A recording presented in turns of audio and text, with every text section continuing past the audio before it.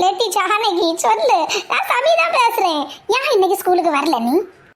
எங்க சித்திக பிள்ளைக்கு கல்யாணம் டீ, அதனால நாங்க நேரத்தே போயிட்டோம். அப்ப கல்யாண வீட்டுல நீ சொல்லவே இல்ல, லீவ் போட்டா சொல்லுவாளாட்டி? எங்க அம்மா ஃபர்ஸ்ட் லீவு போடண்டா, முந்தின நாள் மட்டும் போயிட்டு வந்துடலான்னு சொன்னாவ. பார்த்தா லீவு போட வச்சாச்சு. அப்புறம் எப்படி நான் சொல்ல முடியும்? ஏன்னா முதல்ல தெரிஞ்சதுன்னு சொல்ல முடியும். நானும் பிள்ளைக்கு காய்ச்சல் தான் வந்துட்டோன்னு நினைச்சேன்.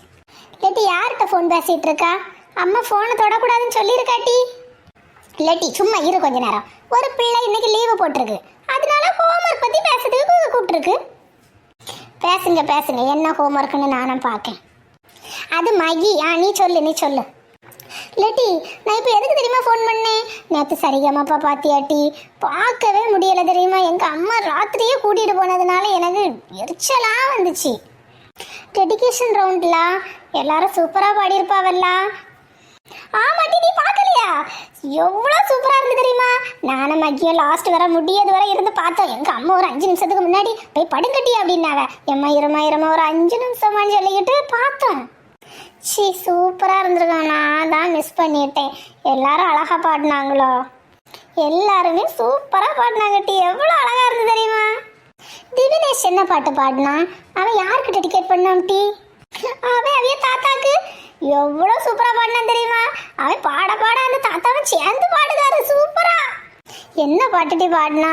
எப்பவும் போல பழைய பாட்டு தானோ? ஆமாம், அவனுக்கு அதுதானே ஹைலைட்டே. செம்மையாக பாடினான். என்ன பாட்டு தெரியுமா? ஆறு மனமே யாரு, அந்த ஆண்டவன் கட்டளை யாரு. ஆறு மனமே யாரு, அந்த ஆண்டவன் கட்டளை யாரு. ஹோம்ஒர்க் சூப்பராக இருக்கு. நல்லா ஹோம்ஒர்க் கொடுத்துருக்காங்கல்ல. எந்த டீச்சர்னு தான் தெரியல.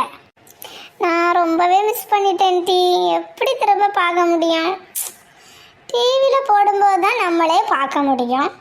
அதுவும் எங்கள் அம்மையோட கடந்து. நீ முத நாள் உள்ளது பார்த்துருப்பார்ல, நேற்று உள்ளது தானே பார்க்கல? முத நாள் உள்ளது கரெக்டாக பார்க்க நேரத்தில் கரண்ட் போயிட்டு ஏதாவது ஒன்று வந்துடும். அது சரி. இல்லாட்டி நீ இன்னைக்கு லீவ் போட்டதுக்கு என்ன ஹோம்ஒர்க் கொடுத்தாவன்னு கேட்டால் கூட பரவாயில்ல. ஃபோன் பண்ணி சரியாமாப்பா பார்த்தியா, திவினேஷ் என்ன பாட்டு பாடினான்னு சரியான ஆள் தான்டி நீ.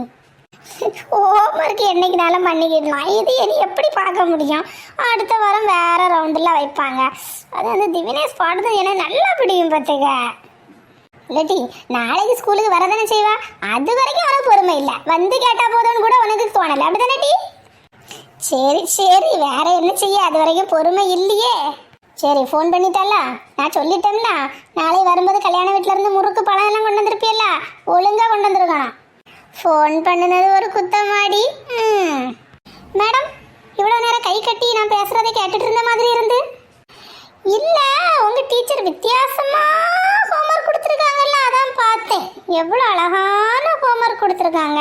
சரி கம்மாப்பா. கிளாஸ்ல ஃபுல்லா இந்த கதை தான் நடக்கும்னு நினைக்கேன். இல்லைன்னா ஒருத்திக்கு காலையில விடியது வரைக்கும் ஒரு பொறுமை இல்லாம இப்போ உடனே ஃபோன் பண்ணுவாளா? இரு அம்மாட்ட வா சொல்லுங்க. வா, ஃபோன் பண்ணினது குத்தம் இல்லை, என்ன விஷயம் பேசுனியா அதுதான். இரு இப்ப சொல்லுங்க. வா, அப்பா இருக்கும்போதே இதெல்லாம் சொன்னாதான் உன்னை பத்தி தெரியும். அவைய நீ ரொம்ப நல்லவான்னு நினைச்சிட்டு இருக்காவல்ல.